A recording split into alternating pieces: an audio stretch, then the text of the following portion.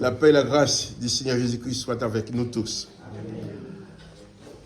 Et mon message de ce matin, c'est la prolongation du chant. C'est le même chant. Et le titre de mon message, c'est que Jésus est présent, tout est encore possible. Amen. Jésus est présent, tout est encore possible. Et je vais vous inviter à lire avec moi dans l'évangile de Luc, chapitre 7.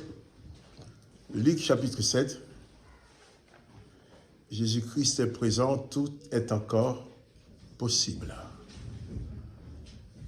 Le Seigneur Jésus nous a dit qu'il y a des choses qui sont impossibles aux hommes, mais rien n'est impossible à Dieu.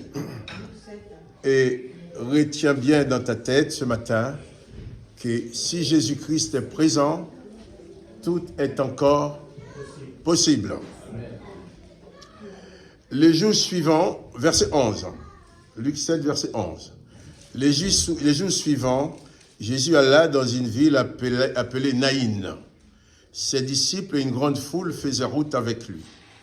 Lorsqu'il fut près de la porte de la ville, voici, on portait en terre un mort, fils unique de sa mère, qui était veuve, et il y avait avec elle beaucoup de gens de la ville. Le Seigneur, l'ayant vue, fut ému de compassion pour elle, et lui dit, « Ne pleure pas. » Il s'approcha et toucha les cercueils. Ceux qui le portaient s'arrêtèrent, et il dit, « Jeune homme, je te l'ai dit, lève-toi. » Et le mort s'est levé et s'est mis à parler. Le mort s'est assis, ou il s'est levé aussi, s'est assis, et s'est mis à parler. Jésus le rendit à sa mère. Tous furent saisis de crainte, et ils glorifiaient Dieu, disant, « Un grand prophète apparu parmi nous, et Dieu a visité son peuple. » Cette parole sur Jésus se répandit dans toute la Judée et dans tout le pays d'alentour. Retenons cette phrase, Jésus-Christ est présent, tout est encore possible. Imaginons cette femme veuve qui a eu le malheur d'enterrer son mari, puisqu'elle était veuve.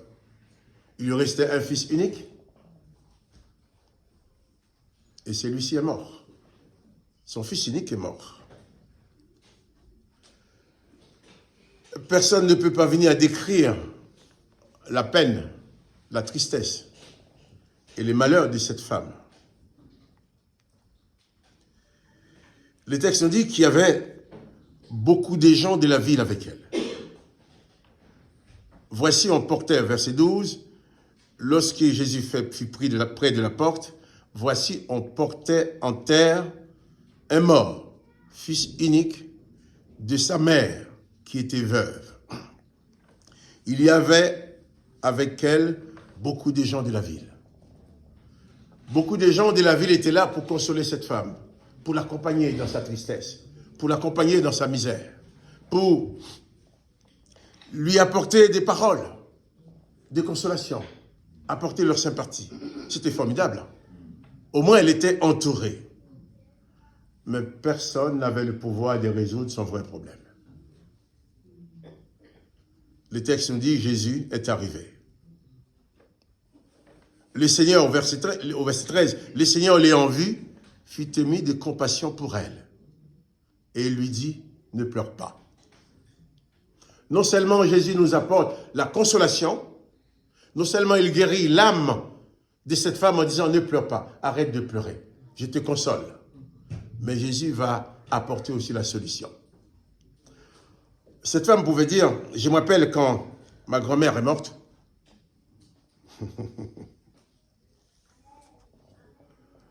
j'avais 9 ans. Et ma grand-mère, pour moi, quand je sortais de l'école, ma grand-mère, c'est lui qui, moi, ils avaient les petits gâteaux, la sucrerie, les tablettes, un morceau de cassave, et une tablette faite avec des cacahuètes ou du coco. Et j'ai mon cousin, c'est lui qui vient me prendre dans ses bras. Marc, console-toi, console-moi. J'ai dit, arrête chez lui. Laisse-moi pleurer. Quand je vais à l'école, c'est toi qui vas me donner les tablettes, non? Laisse-moi pleurer. Elle voulait me consoler. C'est lui, mon cousin, il voulait me consoler. Mais il n'avait pas la solution à mon problème. Mon problème pour moi, c'était d'avoir encore ma grand-mère qui ne pouvait pas me secourir quand je viens de l'école avant d'aller chez mes parents. Je passe chez ma grand-mère, je mange quelque chose, je bois quelque chose, et puis après, je vais monter dans les montagnes chez mon père. Il ne pouvait pas me consoler. Et j'imagine cette femme aussi. On va lui dire, oh, nous sommes avec toi, console-toi, ne pleure pas, on veut la consoler. Mais qui pouvait la consoler? On va lui donner des paroles d'encouragement. C'est vrai, les gens sont sympathiques autour de nous dans nos problèmes. Ils vont nous donner la main, ils vont chercher à nous comprendre. Ils vont nous donner des paroles de consolation. Mais ils n'ont pas la solution à son problème. Mais heureusement pour cette femme, cette veuve, Jésus-Christ fait son apparition dans la ville. Et les textes ont dit, l'ayant vu, le Seigneur fit émis de compassion pour elle et lui dit, ne pleure pas. Non seulement Jésus t'apporte la consolation, mais il résout ton problème. Et Jésus s'approcha et toucha les cercueils. Ceux qui le portaient s'arrêtèrent. Et il dit, jeune homme, je te l'ai dit, lève-toi. Et le mort s'assit et se mit à parler. Jésus le rendit à sa mère. Ton fils, il est mort. Tu vas la porter en terre, dans ta peine.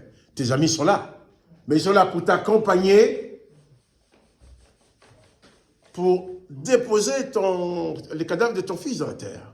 Ils t'accompagnent avec ton cadavre pour faire l'enterrement. Après, ils vont revenir à la maison, ils vont dire, bon, jour après jour, tu vas t'habituer avec l'absence de ton fils.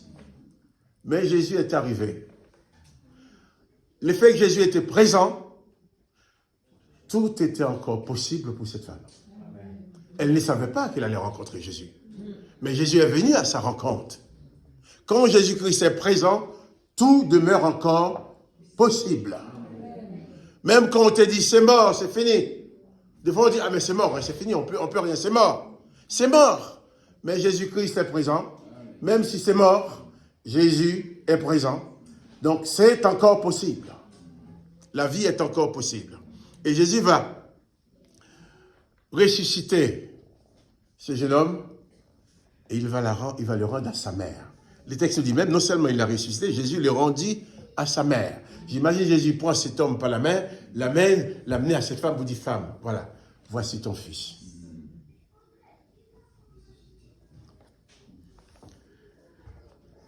Et ce matin, selon les promesses de Jésus qui dit, rien n'est impossible à celui qui croit. Les promesses de Jésus qui dit, je suis avec toi tous les jours, jusqu'à la fin du monde. Les promesses de Jésus qui dit, rien n'est impossible à Dieu. Les promesses de Jésus qui dit, si tu crois, tu verras la gloire de Dieu. M'appuyant sur toutes ces promesses, je me sens fort ce matin pour vous dire, quoi qu'il se passe dans ta vie, si Jésus est là, tout est encore possible. Tu dois veiller seulement à chérir la présence de Jésus dans ta vie.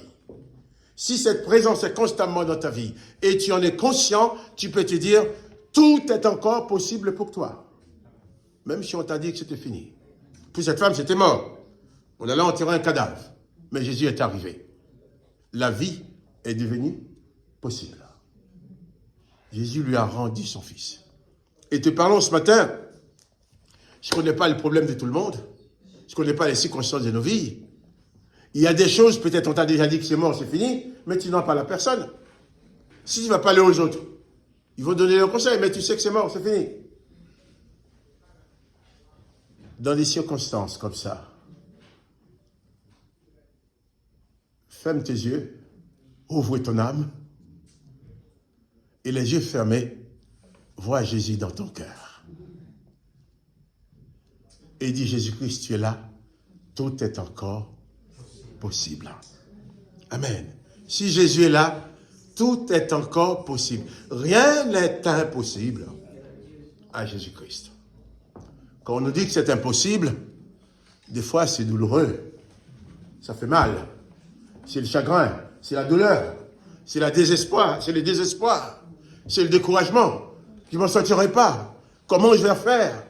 Qui pourra m'aider? Tourne-toi vers Jésus-Christ, il est présent. Si Jésus-Christ est dans ta vie, tout demeure possible pour toi. Quand Lazare est mort, Sa sœur disait, mais Seigneur, ils sont déjà, ça fait 4 jours qu'il est dans la tombe. Si tu crois, tu verras la gloire de Dieu. Je t'invite ce matin à croire à l'impossible. Je t'invite à croire à l'impossible. Je t'invite à croire que là, on te dit que c'est impossible. Les hommes peuvent dire que c'est impossible, mais Jésus n'a pas encore dit son mot. Jésus-Christ est le maître de ta vie. Près de Jésus, tu vas trouver ton asile. Près de Jésus, tu seras vainqueur, nous avons chanté. Jésus a rendu cet enfant à sa mère.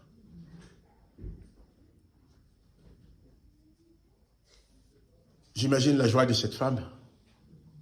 Ah, je ne m'y attendais pas. Elle ne savait même pas que Jésus était présent. Mais je suis sûr, depuis bien loin, avant même d'arriver auprès de cette femme, Jésus la voyait déjà.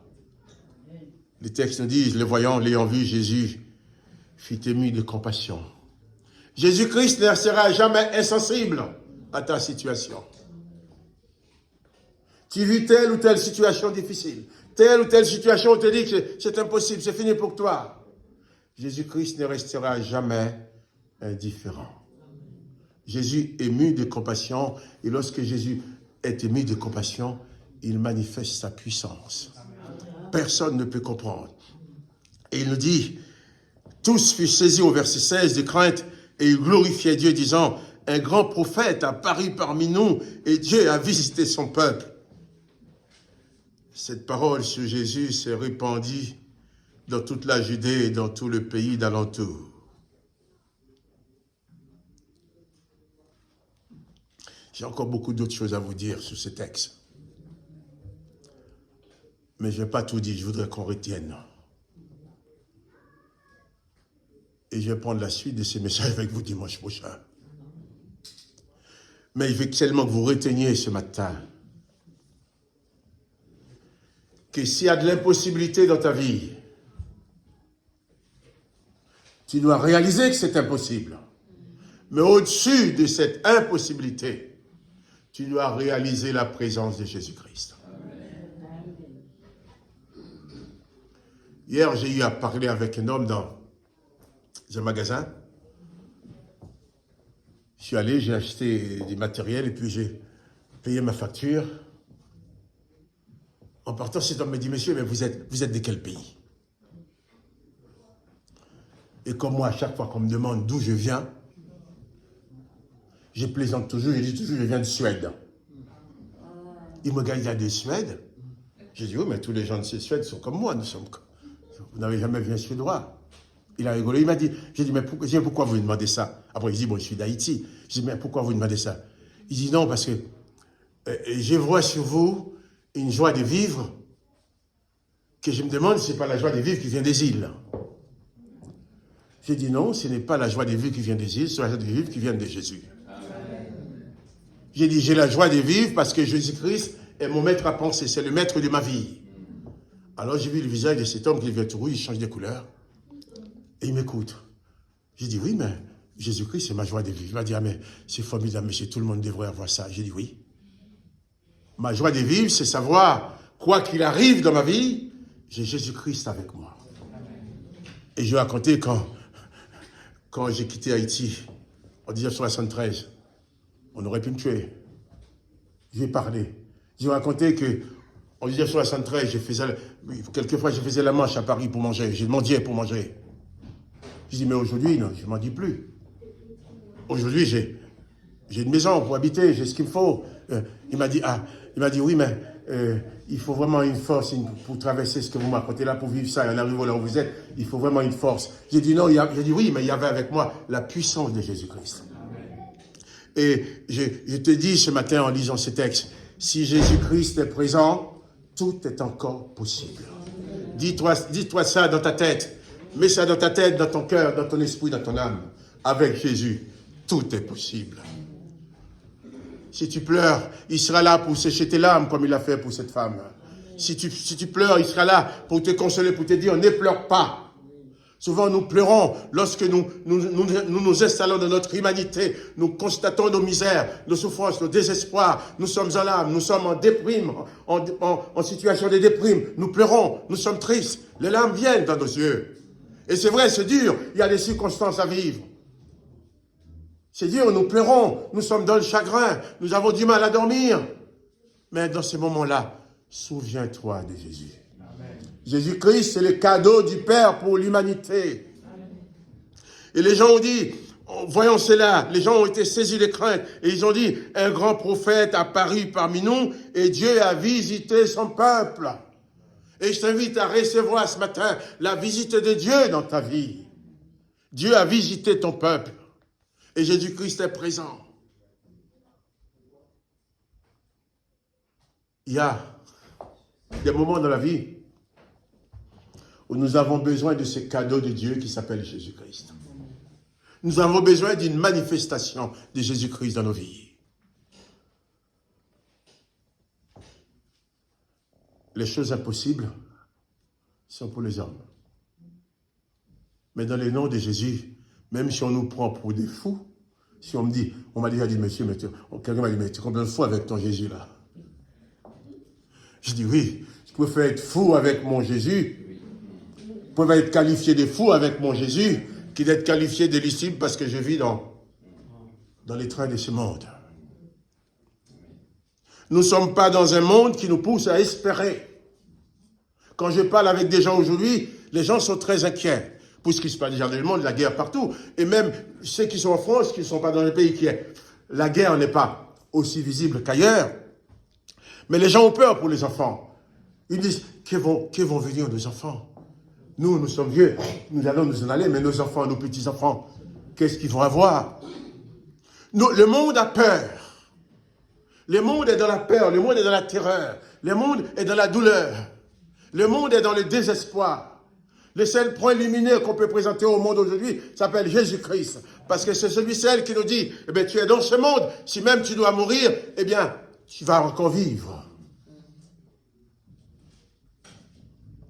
Le monde ne nous donne aucune occasion d'espérer. On entend les gens dire, ah, la nourriture devient plus chère, tout devient plus cher, le logement devient plus cher, tout est dur. On a du mal à travailler, on a du mal partout. Et si on commence à mettre tout ça dans sa tête, et on regarde les copains d'à côté, les frères, les cousins d'à côté, ses difficultés, sa maladie, ses souffrances, tout ce qu'il y a, on a de quoi être complètement déprimé, n'est-ce pas? Amen. On a de quoi dire, mais ce monde-là, c'est la terreur, c'est le cauchemar. Moi, quand les rares fois de chez moi, j'allume la télé pour, je dis à ma femme, tiens, allez, je vais écouter un peu d'horreur. On ouvre la télé aujourd'hui, qu'est-ce qu'on voit? Des cadavres, des morts, des déchirures, on nous parle des guerres, on a tué 10 000, on a tué 200, on a tué 50, on a violé tel enfant, on a fait ci, on a fait ça. C'est le désespoir. Et il est temps pour que ce monde se tourne vers Jésus-Christ. Le seul espoir. Jésus-Christ a fait son apparition dans la vie de cette femme. Il a été consolé. Et il y a telle personne aussi qui est dans le chagrin, dans la souffrance. Peut-être parce qu'il a péché, il a fait quelque chose de mal. Parce qu'on fait quelque chose de mal, les autres nous regardent, voilà, lui c'est un méchant, c'est un voyou, voilà ce qu'il fait, voilà le mal qu'il a fait. Et toi, tu es conscient que tu as fait du mal. Tu souffres à l'intérieur. Mais personne ne comprendrait ta souffrance, puisque tu es le méchant. C'est pas vrai? C'est toi le méchant. On va plutôt te cracher dessus, t'enfoncer. Mais même si tu es dans cette situation-là, comme les brigands sur la croix, Jésus-Christ te voit. Lui vient à ton secours. Le monde fera tout pour détruire les pécheurs. Détruire ceux qui font du mal. Mais le péché continue à subsister. Mais quand Jésus-Christ vient dans la vie d'un homme, il ne détruit pas l'homme, il détruit le péché. Il a dit à cette femme, va et ne pêche plus. Tout le monde dit, oh, d'après les autres, tu mérites la mort, mais pour moi, tu mérites la vie. J'ai détruit le péché de ta vie. Et je vais te laisser avec ces mots. Et on va revenir dans ce même texte dimanche prochain. Mais je voudrais bien que tu regardes dans ta tête, dans ton cœur, dans ton âme, cette phrase. Quand Jésus-Christ est présent, tout est encore possible. Amen. Quand Jésus-Christ est présent, tout est encore possible.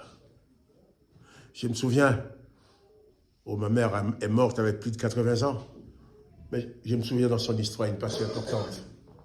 Lorsqu'à 1 an et demi, elle était malade pour mourir. Son père était prêt à enterrer ma mère quand il avait 1 an et demi. Puisque ma mère avait 6 frères et sœurs qui sont tous morts à 1 an et demi. Elle était la septième. Et tout le monde dit, ah bon, la petite, elle va mourir aussi. Et de plus, quand ma mère avait 6, 7 mois, sa maman est morte. Elle était avec son père. À 1 an et demi, elle est tombée malade comme les 6 autres. Le père a dit, ah, je vais devoir l'enterrer aussi, celle-là. Il y a une tante de ma mère qui avait un nom prédestiné, s'appelait Céleste. Madame Céleste Bouitus. La tante Céleste va voir son beau-frère. La tante Céleste va voir son beau-frère. Elle va voir son beau-frère pour dire, écoute, ma nièce est malade, c'est la seule qui reste de ma soeur. Tous ses enfants sont morts. Donne-la moi. Je vais la soigner. Le père dit, mais c'est pas la peine de toute façon. Comme les autres, elle va mourir. Et la tante va dire, donne-la moi quand même. Si elle meurt, je m'en occuperai, mais j'apprends. Ah ben tu veux la prendre pour là, tu vas l'enterrer pour là. Et la tante a pris le bébé d'1 an et demi. Elle l'a soulevé au-dessus de sa tête, elle croyait en Jésus-Christ. Il a dit, Seigneur, je sais qu'il est possible que tu donnes la vie à ce bébé. Fais-la vivre, je t'en prie. Il est parti avec. Le temps qu'elle arrive chez elle avec le bébé, ce bébé qui ne voulait pas manger, elle mange. Il mange. Et ma mère a grandi. Il a travaillé la terre. Il a manié la pelle et la pioche, la hache. Il a soulevé des poids. Il a eu 10 enfants. Mais on n'a jamais su ce qui s'était passé. Mais il était toujours en bonne santé. Il fallait que ma mère vienne en France. Elle avait 72 ans. Lorsqu'il y a un problème de tension, on a vu un cardiologue qui examine les cœurs. Il fait un électrocardiogramme, échographie. Hein? Et elle dit, mais oh là là, je comprends que... Mais comment elle fait pour vivre? Alors elle me dit, mais le cœur de cette femme-là, heureusement, elle a pas dit, c'est qu'elle ne peut pas supporter des efforts. Et c'est qu'elle ne pourra pas supporter un accouchement. J'ai dit, ah bon? Moi, je suis son fils, monsieur. Je dis, monsieur, arrête la plaisanterie. Vous n'avez pas me dire que ce cœur-là, moi, je suis cardiologue, je suis un scientifique, ce cœur-là ne peut pas supporter un accouchement. J'ai dit, monsieur, sauf, il en a supporté 10. Il me dit, ah bon? Alors il me dit, je dis, non, c'est le docteur Boutonnet qui me dit, vous êtes son fils? J'ai dit, oui. Il a fait 10 accouchements. Et il me dit, monsieur, je vais vous dire une chose. Entre les 2 ventricules du cœur de votre mère, il nous a montré, la radiographie, il y a un trou de 2 à 3 cm. Il dit, dans votre cœur de votre mère, le sang ne circule pas. Ça gicle de partout. Un enfant qui naît avec ces problèmes-là, s'il n'est pas opéré tout de suite, il ne peut pas vivre jusqu'à 2 ans. Alors, j'ai dit, ah bon? J'ai compris pourquoi les 6 frères et sœurs de ma mère sont morts avant, à l'âge de 2 ans. Ils sont tous nés avec cette malformation cardiaque. Et ce médecin qui me dit, monsieur, écoutez, moi, je suis un scientifique, mais si vous me dites cette femme-là, avec ce cœur-là, a pu vivre, a pu supporter 10 accouchements, et elle est encore devant moi, ça c'est un miracle. Alors lui nous a dit, si votre mère a quoi que ce soit, il m'a donné son numéro de téléphone personnel. Si votre maman a quoi que ce soit comme problème, n'importe quelle heure, jour et nuit, appelez-nous, appelez-moi, je m'occupe d'elle. Mais après il nous a dit, bon par contre je vous dis, dans son état-là, préparez-vous, elle ne va pas vivre plus de 6 mois. Alors j'ai dit ça à ma mère. Ma mère s'est mise à rire, il dit, ah bon? Ma mère m'a dit, mais le médecin dit normalement il ne devrait pas vivre plus de 2 ans. Donc là j'en ai 72. 2 égale 72. Mais s'il dit maintenant, je vais vivre que 6 mois, si 2 égale 72, 2 ans égale 72, 6 mois, j'ai encore plusieurs années devant moi. Ma mère a vécu 11 ans après.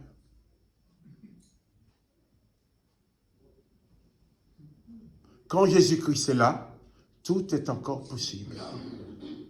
Il a fallu que ma mère ait 72 ans pour qu'on sache qu'il est né avec une malformation cardiaque et qu'il devrait mourir à 1 an et demi. Si Jésus-Christ est là, tout est encore possible. En Jésus-Christ, il n'y a pas de désespoir. Amen. Et je répète encore, retiens ça dans ton cœur, dans toutes les circonstances de ta vie. Dis, si Jésus-Christ est là, tout est encore possible. Que le nom de Jésus-Christ soit béni. Et ne te laisse pas intimider par les événements. Les événements sont là. Mais Jésus-Christ est aussi là. Cette femme, la vie est devenue possible pour son fils parce que Jésus-Christ est arrivé. La chose la plus importante pour toi, pour moi, c'est de prendre conscience de cette présence de Jésus-Christ en nous. C'est là notre force. C'est là notre victoire. Ceux qui ne connaissent pas Jésus ne pourront pas nous comprendre. Mais nous, toi, moi, tu dois savoir qui tu es et qui est avec toi. Quand Jésus-Christ est avec toi, tout demeure possible. Moi, je peux vous raconter des dizaines de fois dans ma vie. On m'a dit que c'est fini et Jésus m'a dit, ça commence. Et on me dit, c'est fini pour toi. Mais dans ton cœur, tu dis, si tu me dis que c'est fini pour moi, c'est qu'avec Jésus, ça commence. Il y avait un vieux monsieur qui était très malade. Ses amis sont allés le voir. Entre eux, plein de tous, mon frère, et lui, il rigolait. Il rigolait, les gens. Alors, les gens qui disent, mais il perd la tête. Dans cet état-là, il est en train de rire, il fait qu'il rire. Mais qu'est-ce que tu as? Pourquoi tu ris comme ça? Il dit, parce que je suis content. Content de quoi? Content d'être malade? Non. Je suis content de voir comment Jésus va m'en sortir. Je suis curieux de voir comment il va faire pour m'en sortir, parce qu'il ne peut pas me laisser là. Il va m'en sortir. Manifestons notre foi dans toutes les circonstances. En sorte que la morosité, la déprime, disparaissent dans nos vies. La tristesse n'est pas notre ami. La peur, c'est notre ennemi. La désolation, la déprime, c'est notre ennemi. Notre ami s'appelle Jésus. Jésus est notre ami suprême. Et il dit, tout est possible à celui qui croit. Donc, je répète cette phrase encore ce matin. Garde ça du fond de ton âme. Jésus-Christ est présent, tout est encore possible. Et que le nom de Jésus-Christ soit béni.